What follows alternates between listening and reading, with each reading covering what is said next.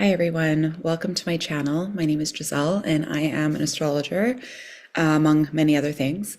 And today I want to review the Scorpio full moon with you. The Scorpio full moon has very big energy tied to it. It is intense, it is possibly dramatic. I don't love using the word dramatic when it comes to Scorpio. It's not that it's like unnecessary drama. There's something very deep and very vulnerable that is being illuminated or rising to the surface. And that's what this chart is showing, which I'll go through with you in just a moment. So it's a vulnerable, big energy, big emotion type of full moon. And something is surfacing that needs to be faced, that needs to be dealt with, that needs to be processed, that needs to be healed in some sort of way. The full moon is happening on May 1st. It is peaking at about 1:30 p.m. Eastern time, so adjust for your time zone as needed. And it is at 11 degrees of Scorpio. So the moon's at 11 degrees of Scorpio, and then we have the sun in Taurus at 11 degrees of Taurus. Now, there's a lot of aspects that are happening within this chart, and I'll review it all. It will seem very complex at first, but we are going to wrap it up and put a nice little bow on top of it so that it's a lot easier to digest and to process. Be mindful that this full moon will show up many different ways for many different people, and if it's not affecting you directly, it's very likely affecting somebody in your life in this way. So without further ado, let's pull up the chart and we'll go through it together.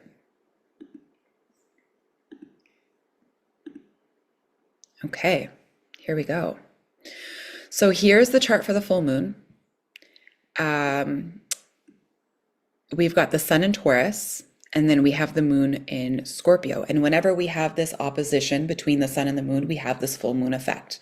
The sun is opposite the sky of the moon, and the sun is shining its light on the moon. The moon is reflecting it back or is lit up. It's being revealed in some sort of way. Where Taurus loves stability, it loves simplicity, it wants to stick with things that are comforting and how they've always been. Scorpio, although fixed sign, likes to dive a little bit deeper, wants the complexity, enjoys the complexity, and it also wants that emotional safety, but it will dig deeper into things in order to find that true emotional safety. So it's not like it's emotionally safe on the surface and I'm not going to dive deeper because I don't want to disrupt my stability. Instead, Scorpio says this isn't stable, and so I want to make sure that I'm accessing the most solid form of emotional connection that I absolutely can be in. So with that being said, we are dealing with stability and safety, especially through emotions, especially through connections. With the moon, it's always either related to the collective or it could be related to mother. It could just be related to you and your own emotions. And then the axes could also have to do with money. Taurus being my money, my resources, what I've collected and what I've acquired or accumulated over the years. And Scorpio being money in the sense of what I'm investing and what I feel powerful in and what I'm increasing or expanding, I guess, in a sense. So what I'm investing, where I'm investing, not just, it doesn't necessarily need to just be financial currency, but it could be like your emotional currency. So that is the sun and the moon. Now, the most notable aspect with this chart is the square that's happening, or a T-square that's happening with Pluto in Aquarius. Pluto is the modern ruler of Scorpio. And whenever we have a square, especially a T-square, it is very tense. There's a lot of pressure. And Pluto on its own already adds pressure, but the T-square is adding more pressure. And it's bringing something up to the surface that is so uncomfortable, but it needs to be dealt with. It's not something that can be ignored or swept under the rug. This is something that needs to be dealt with so that we can move forward in a better way, okay? Pluto usually rules things like power struggles, manipulation, secrets, deception, abuse, that sort of thing. So all of the really ugly sides of life, all the things that we would typically repress and sweep under the rug, or that we wouldn't want to look at because it's just not pleasant. So keep that in mind as we explore this chart. The T-square is bringing this to the surface. It is forcing us through pressure to face it. With Pluto, it could be that something is rising to the surface, a secret is being revealed. Perhaps we are realizing, or someone's realizing, that they've been deceived or betrayed in some sort of way.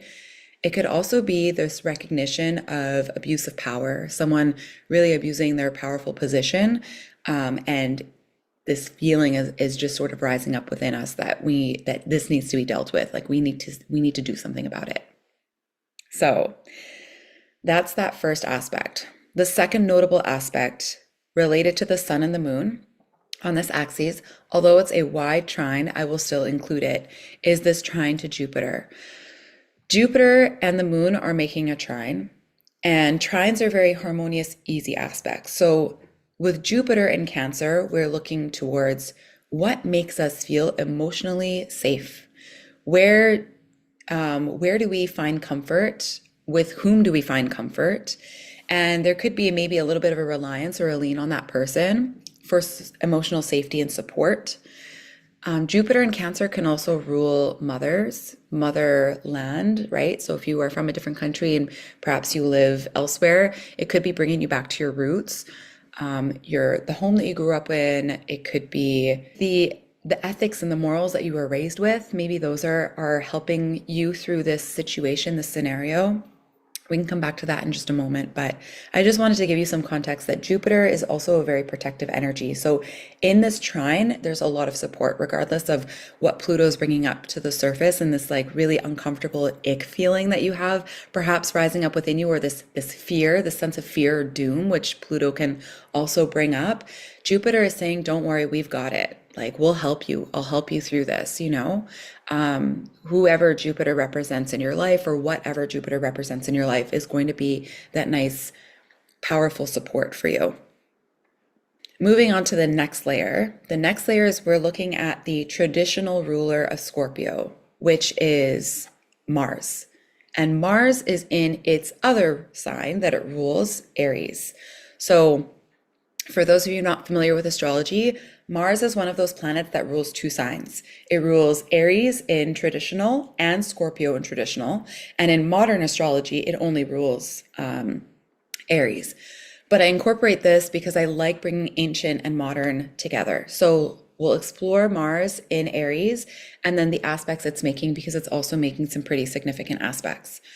So Mars is a masculine energy. It's very forward moving. It's could be competitive. It's filled up with ego and like pride and courage. And it's like, when I think of Mars, I think of like someone who is a pioneer and adventurer, but he's got his backpack and he's got a sword. Like he's ready to take on whatever obstacle comes in his way, whether it's whacking weeds or killing an opponent or whatever. That's Mars energy. Mars is very like masculine in that sense. Now, when it's in Aries, Aries is like direct, it's very abrupt, it can be impulsive, it's very quick moving, it's fire, it's cardinal fire. So it is the first ignition of fire. It initiates being a cardinal sign, and then fire is like the heat rises up very quickly. This can represent anger. If we're thinking about emotion, it can represent anger, it can represent frustration, it can be a feeling maybe even just like highly motivated, like that inner fire is rising up within us. So it could be that we have this like powerful motivation or something that's like driving the courage and the force of this like bravery within us to progress and to move forward and to take swift action. Mars is in a square with Jupiter. Jupiter was that support, right, for the moon, the emotional support. With Mars in square to Jupiter, it's again a tense aspect. And how this is speaking to me is it is adding fuel to the fire. So if we feel at any point scared or like too vulnerable, like this makes us too vulnerable and we want to shy away from whatever it is that's coming up, Jupiter square Mars is saying, no, you're not doing that. You are going to move forward. You are going to initiate this. You are going to take action. You're going to make that action big, swift, and you're going to take a stand. Like there's a very powerful moral base to this. especially with Jupiter. Jupiter represents our morals, or like what we feel is right. So the actions that we are taking may not come with a lot of thought. It could just be coming out of us in a sense that is, this is what feels right to do. I'm moving based off of hunches and instinct and intuition in that sense. So it's a tense aspect. The emotion is strong. We're feeling that pressure to take action, but the action is moving us forward in a way that's supposed to be very supportive and helpful. These two, Mercury and Chiron, is speaking to vulnerability, vulnerability of who we are, vulnerability of who we are in relationship to someone. If Mars is the planet of cutting, there could be an ending of some sort, especially with this being a full moon. Maybe there's an ending of something, and having to come to terms with releasing and letting go, and having that courage and that bravery to walk away, or to step away, or to say goodbye. With Mercury and Chiron, there's a vulnerability here in a sense where perhaps having to speak up or speak out makes you feel vulnerable. Maybe it's pulling up past fears, past wounds of maybe where you got hurt for saying something, so you've always repressed it.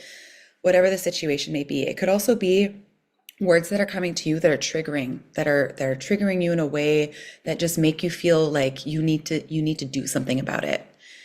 Maybe it's something that you've swept off to the side because you're like, I'm just not dealing with that. I'm just not dealing with that. And now you're being asked to deal with it.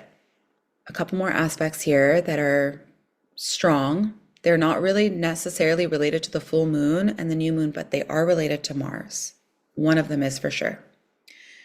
So Venus is the divine feminine. Venus in Gemini, so Venus rules like relationships and relating and connections, whereas Mars is the separation of the ego and that sort of thing. So when we have Venus, we're looking at connections or making connections. And in Gemini, it's a lot of mental stimulation, especially when it's so close to Uranus. Uranus is now in Gemini. So the mind is processing a lot quicker than it did before. And when I see Venus here, I think of creating these like patterns, these connections, recognizing past patterns, and now finally developing more of an understanding of why relationships were the way that they were, why a person is the way that they are, why we are the way that we are. There's no judgment around it, but just more so having a better understanding of it. And then Venus is making what is called a novile. These are harmonic aspects. And they're very subtle. There's just something internal, but it's making a novile with Chiron and Mercury and with Jupiter. Being right in the center and creating this novile on one side and this novile on the other side, this is developing a really deep internal realization of the whys behind things. Gemini is curious. It wants to know why. And I feel like this is bringing to light the whys behind things, having an understanding so that patterns that we don't like don't need to be repeated.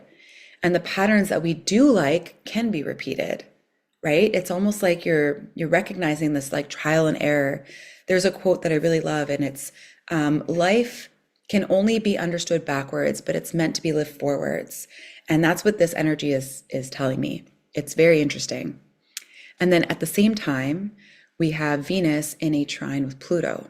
So regardless of what's coming up right now, there is a recognition and understanding and mental processing of this. And the healing will take place through the understanding first, and then taking those actions of what needs to be done now moving forward. Instead of dwelling on the past, repressing it and holding on to this deep emotional pain, we are allowing that emotions to charge us up so that we can move forward and take action that is meant to progress us in a positive way, in a way that is evolutionary, right?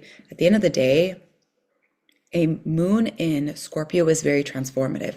It can handle anything. Out of all the signs in the zodiac, Scorpio is the one that can hold the most emotional weight and transform all of it without even flinching. It's such a deep, powerful sign, and it rules transformation for that reason. It is in my opinion, it is the most powerful sign of the zodiac. So whatever is coming up right now at this time, You are fully equipped emotionally to handle it. And if you know somebody who's going through something at this time, they are emotionally fully equipped to handle it. No matter how hard it seems or feels right now, no matter how stressful it is right now, they will get through it. But it's hard right now, and that's okay. This also, this clearing, this recognition, illumination is really going to help us set the tone for the next new moon, which is in Taurus.